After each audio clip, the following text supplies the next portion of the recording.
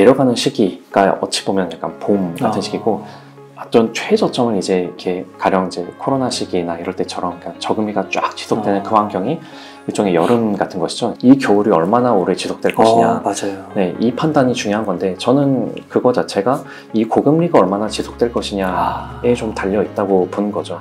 오늘은 부동산을 공부할 결심의 저자이신 배문성 애널리스트님을 모시고 이야기를 나눠보도록 하겠습니다. 안녕하세요. 네, 안녕하세요. 네, 셀프 소개 한번 부탁드리겠습니다. 예, 안녕하세요. 예, 저는 배문성입니다. 저는 사회생활을 시작을 시용평가사에서 이제 건설업 애널리스트로 시작을 했었고요. 그 다음에 이제 국책은행에 이제 여신심사하는 역을 거쳐서 지금은 채권시장에서 이제 회사채 크레딧 분석 업무를 맡고 있습니다. 그러니까 어떻게 보면은 사실 부동산과 직접적인 연관이 있는, 그러니까 부동산 업계에 종사했던 거는 아니죠. 근데 업계에 종사하지는 않았지만 이제 금융 시장에서 계속해서 이제 부동산 시장과 밀접하게 접하는 업무들을 수행했었고, 그러다 보니까 이번 책은 글쎄요, 어떤 부동산 업계에 있는 사람이 아닌 금융시장에서 이제 금리라든가 금융시장과 이렇게 민감하게 조응하면서 업무하는 사람 입장에서 바라본 부동산 시장 이야기를 이번 책에 이렇게 담아서 출간하게 됐습니다.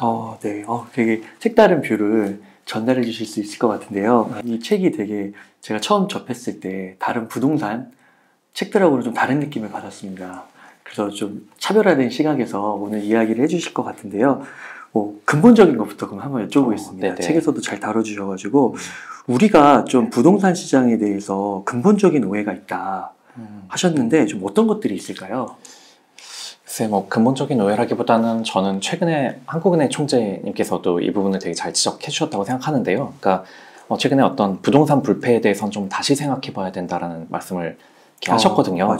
근데 저는 글쎄 이제 좀 아쉬웠던 부분이 뭔가 집값은 우상향한다라는 어떤 그런 굳센 믿음? 그러니까 좀 더 엄밀히 말해서 서울 아파트 가격은 안 떨어진다.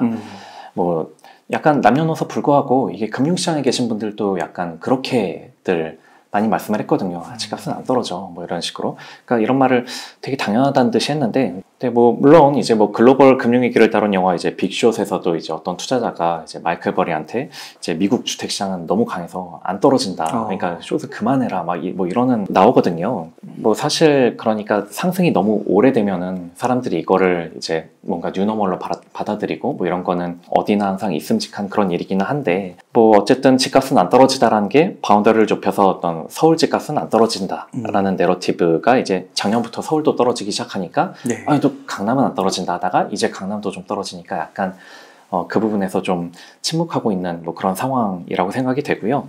그러니까 결국은 끝모르게 올라가던 집값이 금리가 오르니까 붕괴되었다라는 그런 사실은 멀리는 일본, 그리고 가까이로는 금융위기 당시에 미국이나 이제 유럽의 여러 선진국들이 이미 그 경험한 것을 목도했음에도 불구하고 뭔가 우리는 다르다, 서울은 다르다 라면서 이제 자기 객관화로부터 좀 멀어졌었던 것 같아요. 그러니까 결국은 다른 나라, 다른 도시의 그런 사례를 보면서 우리는 다르다라기보다는 뭔가 저런 사례를 반면교사로 삼아야 된다라고 하는 게 좀 더 이제 바람직한 자세가 아닐까 합니다. 그 부동산 불패요. 그게 이제 보통 말씀하실 때는 장기적으로는 우상향한다 이런 표현을 쓰면서, 그렇죠. 무주택자분들은 언제나 집을 사도 괜찮다 또 그런 논리로 이어지잖아요. 근데 네.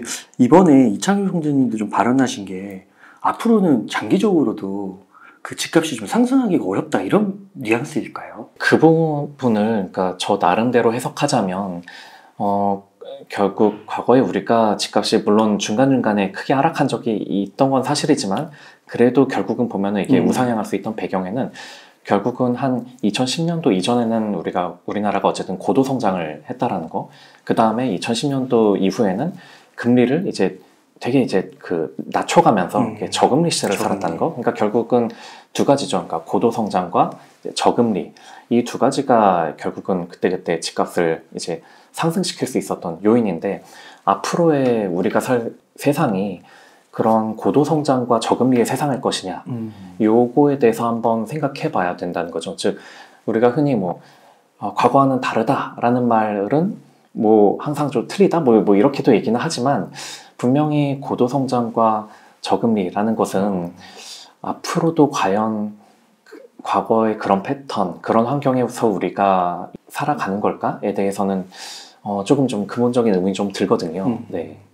그러니까 이게 부동산의 지금까지의 상승의 전제가 이제 고도성장과 저금리인데 이제 그 부분이 깨질 수 있기 때문에 네, 과거와 같은 그런 흐름들은 다시 한번 점검해 볼 필요가 있다.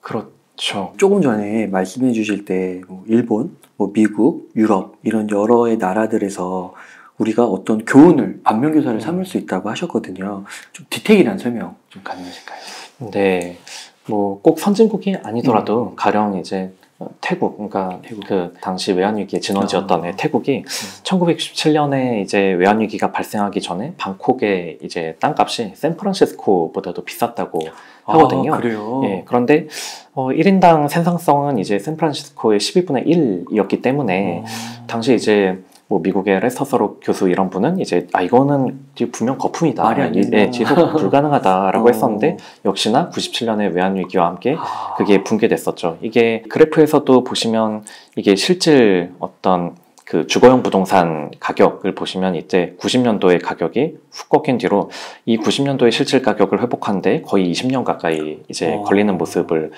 볼 수 있거든요. 그러다 보니 결국은 그렇다면 역시 샌프란시스코보다 소득이 낮은 서울의 집값, 지금 서울의 집값이 지금도 평당 가격으로는 이제 샌프란시스코보다 비싼 것으로 이렇게 나오고 있는데 과연 이렇게 샌프란시스코보다 높은 집값이 장기화될 수 있을까? 이거는 좀 객관적으로 합리화해서 보면은 좀 어렵다고 볼 수 있죠. 그리고 또 이제 시카고대 프린스턴대 경제학과 교수님들이 저술한 책인 이제 부채로 지은 집에서는 이제 그 공급이 탄력적인 지역과 비탄력적인 지역으로 나눠서 분석을 하는데, 즉 미국에서도 인디애나폴리스처럼 이렇게 딱 이제 평야 지역은 이제 집값이 오르면 공급을 빠르게 확대할 수 있고, 반면에 이제 샌프란시스코는 이제 막 산과 언덕, 바다로 둘러싸여 있으니까 집값이 올라도 공급이 막 이렇게 빠르게 늘어나기 어려운 지역이란 말이죠. 그렇게 이 두 군데를 구분해서 이렇게 연구를 해보면 부채가 늘든 유동성이 풀리든 해서 집값이 오를 때 이 공급이 비탄력적인 지역이 당연히 더 많이 강하게 오른다는 것인데, 사실 서울도 뭐 그런 점에서는 좀 유사하죠. 그러니까 많은 분들이 그 지적하는 서울의 어떤 우상향, 뭐 서울은 안 떨어진다라고 하는 논리가 것에 되게 좋은 직장이 많이 있고 그래서 고소득자가 많은데 공급은 이렇게 되게 비탄력적이다 이런 것인데, 그런데 아무튼 우리 서울보다도 더 이제 좋은 직장과 고소득자가 많고 역시나 공급이 굉장히 어려운 그런 샌프란시스코도 장기적으로 봤을 때는 결국은 하락하는 때에는 또 하락하더라는 거죠. 최근에는 그래요? 이제 어쨌든 미국도 금리를 많이 올리다 보니까 모기지 금리가 많이 오르고 또 이제 IT 기업들의 이제 사정이 좀 안 좋아지고 하다 보니까 지금 샌프란시스코도 집값이 많이 조정받은 뭐 그런 상황입니다. 네. 되게 흥미롭네요. 그 태국 같은 경우도 진짜 20년 동안 그 전 고점을 회복하지 못했다는 사실은 처음 알았습니다. 네, 그 실질 가격으로서는 그렇다는 거죠. 예, 네. 그리고 샌프란시스코는 우리가 알 때 이제 뭐 실리콘밸리도 기억이 나고, 네, 정말로 그 일자리 땅값 높고 막 더 어떻게 보면 서울보다 더 붐비는 그런 곳일 것 같기도 한데, 그런 것도 땅값이 집값이 떨어지더라. 그렇죠. 미국에서도 항상 부동산 가격 비싼 곳으로 유명한 그런 것도 그렇다는 거죠. 실제로 지금 서울 집값도 좀 떨어지는 것 같기도 하고요. 그러면은 역사적인 그리고 다른 나라의 사례들을 이렇게 좀 설명해 주셨는데요. 좀 저희가 부동산을 조금 더 제대로 이해하기 위해서 좀 이것만은 좀 알면 좋겠다, 좀 있을까요? 사실은 뭐 그게 이제 부동산뿐 아니라 모든 자산 시장에는 좀 예외 없이 사이클이 존재하고 그 사이클이 존재한다는 것을 이제 딱 받아들이고서 내 마음을 좀 통제할 수 있는 그런 멘탈이 제일 중요한 것 같아요. 그러니까 왜냐하면 우리가 자꾸 이제 언론이나 유튜브에 이런 그 보도를 접하다 보면은 이거는 다 되게 동행 지표에 집중되기 때문에 상승할 때는 막 신고가 소식, 막 어디가 막 청약이 뭐 몇백 대 1이 나왔다라는 이런 그런 소식들과 이제 전문가들도 계속 더 오른다는 뭐 이런 소식들 노출이 되지 않습니까? 맞아요. 그런데 반면에 하락장 때는 어디 신저가 뭐 소식과 뭐 이제 어디 청약이 망했다, 뭐 전문가들도 더 하락한다, 뭐 이런 얘기들에 이제 많이 노출이 되면서 그러면 그냥 동행 지표만 보면은 요즘 같은 때는 또 야, 뭐 다시 뭐 몇 억 오르고 거래량 는다던데, 그러면 이제 다시 이제 오르나? 뭐 이렇게 이제 바닥을 벗어났나? 뭐 이런 식으로 어떤 내가 그냥 중심을 잡기가 되게 네. 그냥 힘들다는 거죠. 근데 사실은 뭐 주식이나 암호화폐, 뭐 채권 이런 것도 사실 어느 정도 이렇게 유동성이 좋으니까 빨리 사고 팔고가 가능하니까 이게 단기로 투자가 가능해서 이거를 샀다가 아닌가 보다 싶으면 얼른 다시 팔고 이런 대응이 가능한데 부동산은 그런 게 절대 안 되지 않습니까? 이게 살 때도 이제 워낙 많은 거래 비용이 들고 또 팔고 싶을 때 잘못해서 이제 하락장이거나 침체일 때는 쉽게 팔리지도 못하고 예. 그래서 우리나라의 가계가 이제 평균 이제 아파트 이제 보유 기간이 한 9년에서 10년 정도라고 하거든요. 예. 이게 평균치니까 결국 내가 설사 투자 관점으로 들어간다 해도 뭐 어찌면 평균적으로 이걸 한번 사면은 나도 한 9년, 10년 보유해야 될 수 있다. 잘못하면 10년 물릴 수 있다. 그렇죠. 예. 그게 물론 나는 여기가 너무 좋고 지금 지금 보유 현금도 풍부하고 그래서 여기서 나는 뭐 10년 이상 살 거다. 뭐 그런 각오로 들어간다면야 그거는 뭐 바람직한 것이지만 예를 들어 그냥 투자 마인드로 접근을 했다가는 그렇죠. 지금 어떤 부동산이라는 자산은 분명히 단타 용도는 아니기 때문에 이렇게 동행지표에 휩쓸리면서 투자 결정을 해서는 안 되고 그렇다면은 뭔가 이 사이클을 읽어낼 수 있는 중장기 사이클을 바라볼 수 있는 그 시각, 그 프레임을 저는 그래서 이제 책에서도 강조한 게 이제 주로 공급과 이제 금리 이렇게 두 가지로 사이클을 좀 이해하고 중심을 잡으면 좋겠다고 이렇게 말씀을 드립니다. 그 사이클이 앞서서 이제 소개해주신 뭐 태국, 일본, 미국, 샌프란시스코 이런 데서도 다 발견이 된다는 것이잖아요. 그렇죠. 결국은 그런 국가와 도시들도 결국 크게는 금리 그리고 또 공급이라는 이 두 가지로 웬만해서는 그 상승과 하락이 좀 설명이 된다는 거죠. 네. 그래서 서울의 특별함을 생각하기 전에 먼저 사이클에 대한 이해가 필요하다. 네. 예. 그래서 금리와 공급 그러면 그 사이클을 이해하기 위해서 이 두 가지 요소를 더 알면 저희가 사이클을 좀 더 분명하게 이해할 수 있는 건가요?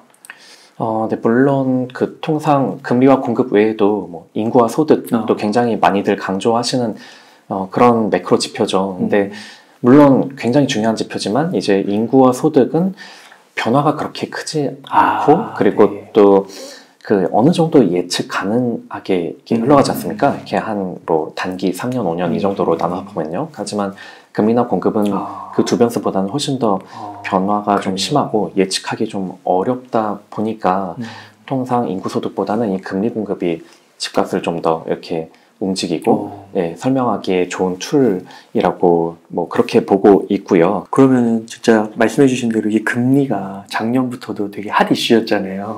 네. 그 부동산 지금 집값 설명하는데 이 금리가 진짜 빠지지 않긴 하긴 한데 이 금리로 한번 사이클 어떻게 봐야 되는지 설명 좀 부탁드리겠습니다. 네, 사실은 이제 2020년처럼 이제 금리를 이제 빠르게 내리는 환경에서는 유동성도 빠르게 확대가 됐고 그러다 보니까 그런 환경에서는 공급 물량이 늘어나도 시장이 그 공급을 충분히 소화를 해내거든요. 근데 반대로 금리가 작년처럼 빠르게 오르면은 이제 공급이 현상 유지만 해도 아니면 공급이 조금 줄어도 오히려 시장이 공급을 소화하기 벅찬 모습을 좀 보이고 있습니다. 일례로 뭐 흔히 우리가 이제 언론에서 많이 접하는 게 내년도 입주 물량이 뭐 줄어들기 때문에 전세가가 뭐 오를 것이다. 뭐 이렇게 통상 뭐 그런 식으로 설명하잖아요. 그런데 서울의 어떤 아파트만 봤을 때 장기 평균 입주 물량이 한 3.8만 호 정도 되거든요. 그런데 2020년과 21년은 각각 한 5.6만 호, 4.7만 호 이런 식으로 더 많았네요. 네, 오히려 장기 평균보다 상당히 많은 축에 속했습니다. 그럼에도 불구하고 2020년과 21년은 전세가가 폭등을 했었고 작년 같은 경우는 오히려 이제 장기 평균보다도 더 적은 4만 호대 물량이 이제 입주를 했는데 평균보다 적은 물량이 입주했는데도 전세가가 굉장히 많이 떨어졌죠. 그러니까 그 이유는 아시다시피 2020년, 21년은 이제 팬데믹 때문에 금리를 아주 많이 낮췄던 저금리 환경이었고 작년 같은 경우는 이제 인플레이션 때문에 금리를 급격하게 끌어올리다 보니까 그렇죠. 네, 그러다 보니까 오히려 이 전세 가격과 집값이 좀 금리에 따라 이렇게 출렁이는 그런 좀 모습을 이제 보였습니다. 물론 이제 딱딱 내년도 집값이 뭐 얼마가 될 거냐 이런 거를 이렇게 뭐 점쟁이처럼 이렇게 예측을 하기는 어렵죠. 근데 제가 되게 인상 깊게 읽었던 책에 이제 기재부 공무원분들이 쓰신 책이었는데 거기에 나온 그 어떤 그 표현을 좀 이렇게 빌리자면은 가령 내일 온도가 오를지 내릴지를 누군가는 이제 강수량과 구름 뭐 이런 그런 일기예보 하듯이 이런 지표들을 쫙 다 모아가지고 그렇게 분석하면서 이제 예측을 하는 것과 누군가는 그냥 계절만 딱 보고서는 그 예를 들어서 뭐 봄이다 그러면 그렇죠. 앞으로 더 더워지니까 그냥 내일은 계속 더 오를 거야 라고 이렇게 찍는 거죠. 가을이면은 더 낮아질 거야 이런 식으로 보는 거고요. 그렇게 해서 1년 내내 다음날 날씨 이제 기온이 어떨까 오를까 내릴까 그러네요. 맞추기를 해보면 분명히 후자가 더 많이 맞추게 될 거라는 거예요. 그러니까 분명히 전자가 더 공은 많이 들이고 더 많은 노력을 하지만 오히려 그냥 봄이니까 이제 앞으로 더워질 일만 남았지. 계속 그냥 기온 오른다에 베팅. 뭐 가을이면 앞으로 계속 더 내려간다에 베팅하면은 이게 더 오히려 더 이제 편하게 더 많이 맞출 수 있는 방법이라고 이렇게 보는 거거든요. 그러니까 저는 그 부분이 이제 결국 금리가 내려가는 시기가 어찌 보면 약간 봄 같은 시기고 어떤 최저점을 이제 이렇게 가령 이제 코로나 시기나 이럴 때처럼 그러니까 저금리가 쫙 지속되는 그 환경이 일종의 여름 같은 것이죠. 이제 유동성이 편하게 여기저기 막 흘러들어서 자산 가격을 다 이렇게 올릴 수 있는. 근데 반면에 약간 작년처럼 금리를 급격하게 올려버리면 이거는 어찌 보면 가을을 막 건너뛰면서 겨울로 간 그런 환경이라고 저는 생각이 되거든요. 그러다 보니까 전세가나 집값도 하락이 좀 되게 빠르게 좀 진행이 된 거죠. 그러니까 가을을 막 거의 건너뛰다시피 겨울로 가버리니까 이 추위에 적응할 새 없이 뭔가 여름을 즐기던 사람들이 이제 너무 추워져가지고 이제 힘든 사람들이 이제 매물을 이제 내놓는 그런 환경이고 그렇다면 결국은 지금 우리의 판단은 이 겨울이 얼마나 오래 지속될 것이냐. 맞아요. 네, 이 판단이 중요한 건데 저는 그거 자체가 이 고금리가 얼마나 지속될 것이냐에 좀 달려 있다고 보는 거죠. 고금리가 길어질수록 겨울도 그럼 길어지는 것이고 언젠가 다시 금리를 이제 내리기 시작하는 그 시점이 이제 봄이 왔다라고 볼 수 있을 텐데요. 우리가 아니 씨를 뿌려도 봄에 씨를 뿌려야지 막 한겨울에 씨를 뿌리면 씨가 그냥 뭐 죽어버리지 않습니까? 뭐 그런 식으로 어떤 크게는 이제 금리를 하나의 어떤 계절 같은 것으로 받아들이고 이렇게 예상을 하면 물론 뭐 봄에도 이렇게 기온이 다음날 낮아질 수 있고 가을에도 기온이 막 오를 수 있고 이런 날들이 있기는 하지만 우리가 이걸 계절로 이해하면 결국 이것은 뭐 따뜻해지긴 했지만 그래도 겨울로 가고 있으니까 다시 내려갈 거야 이런 식으로 좀 더 이렇게 편하게 그때그때의 동행 지표에 휩쓸리지 않고 좀 판단을 해볼 수 있겠죠. 네. 그 계절로 얘기해 주시니까 이해가 팍 되네요. 예, 감사합니다. 네. 그러니까 그 봄에도 약간 사만사원이 있듯이 네, 일시적으로 이렇게 오르락 내리락은 할 수 있지만 전체적인 추세는 이제 상승이 되는 거고. 그렇죠. 네. 그러면 지금은 겨울이라고 좀 판단을 하시는 건가요?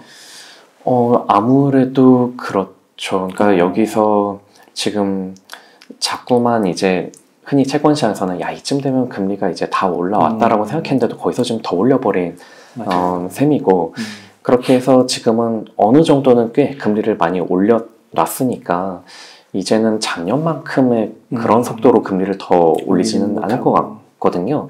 그러다 보니까 이제 이 혹한기가 얼마나 길어지냐는 여기서 지금 글쎄 미 연준은 조금 더 올린다라고는 하는데 더 올리고 나서 얼마나 더 이 고금리가 지속되느냐 거기에 좀 달려 있다고 봐야죠. 근데 채권시장에서는 이제 연초에 이제 다 왔고 이제 한 올해 하반기부터 내린다 이 생각을 처음에 하다 보니 그러면 하반기부터가 봄이라는 생각을 하고 이제 뭔가 투자를 해야지라고들 이렇게 마음 먹었지만 그게 아니었던 거죠. 아직 더 이 겨울이 그렇게 짧게 끝나지 않는다. 지금 어떤 금리의 상황, 그 금리를 둘러싼 여건은 지금 그런 메시지를 지금 계속해서 주고 있으니까요.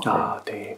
혹시 그런 것도 있나요? 막 금리가 예를 들어 떨어졌어요. 그러면 바로 막 시장에 바로 반응이 오고 이런 거는 아니겠어요? 그게 제 생각에는 그 부분도 이제 주식 채권처럼 유동성이 좋은 자산은 바로바로 반응이 옵니다. 그러니까 금리가 막 낮아진다 하면은 뭐 채권은 뭐 바로 반응하는 자산들이니까요. 막 금리가 낮아지면 회사채, 뭐 은행채 이런 것들도 조달금리가 같이 막 이렇게 낮아지고 이게 바로바로 반영이 되고 또 주식시장도 이렇게 그날그날 금리가 하락하면은 이제 기술주들이 막 이렇게 폭등을 한다든가 이런 식으로 반응을 하는데 하지만 부동산은 조금 다르죠. 예를 들어 주식이나 채권 시장이야 막 이제 야 금리가 더 오를 것 같다 라면은 막 이제 기관 투자자들 중심으로 먼저 막 매도를 하고 막 그러다 보니까 연준이 금리를 올리기 전에 시장 금리가 더 먼저 이렇게 올라가는 그런 식으로 어떤 이 악재에 대해서 선반영들을 해 나가는데 부동산은 사실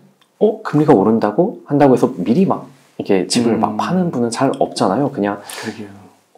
그냥 뭐 그래 뭐 하다가 그냥 약간 버티기 약간 뭐 그게 과연 뭐 부동산 가격에 뭐 어떤 영향을 미치는 거지 뭐 이렇게 좀 안이하게 생각하다가 지금 이렇게 그러니까 즉 미리미리 금리 오른답시고 이제 집을 파는 그런 분들은 잘 없고 일단은 힘들 때까지 정말로 팔아야 할 정도로 힘들 때까지는 버티는 선택들을 하다가 이제 야 예상보다 너무 많이 올라와서 내가 금융 비용도 이게 그 내기가 너무 힘들다. 그리고 전세가가 내가 생각했던 것보다 너무 많이 빠졌다. 그래서 진짜 힘들어졌을 때 그때 이제 매도를 하다 보니까 이게 좀 되게 후행해서 나타나는 그런 경향이 좀 있는 것 같습니다. 그러다 보니까 이런 금리의 사이클로 생각하면은 오히려 더 편한 자산인 게 다 확인하고 그렇죠.